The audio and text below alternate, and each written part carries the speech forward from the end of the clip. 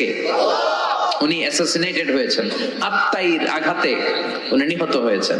আর ওনার কবরটা আছে বিশ্বনবী, তার পাশে আবু বকর, তার পাশে ওমরে ফারুক শুয়ে আছে। সুবহানাল্লাহ পড়েন।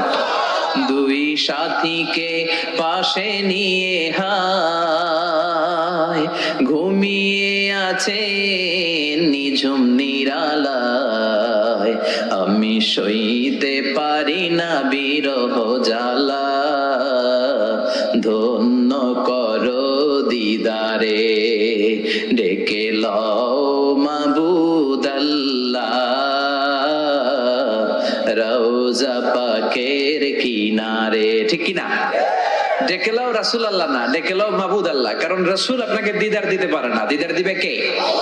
বিশ্বনবীর স্বপ্নে দেখা অনেক বড় নিয়ামত।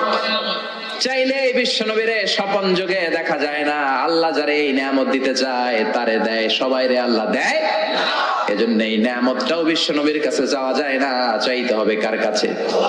আল্লাহ আপনারে দিদার দিবে কি দিবে না এটা আল্লাহর চয়েস। বিশ্বনবী এসে আপনারে দিদার দিতে পারে না। আল্লাহর হুকুম না হলে বিশ্বনবীও দিদার দেন না। চিৎকার করে বলেন ঠিক কিনা?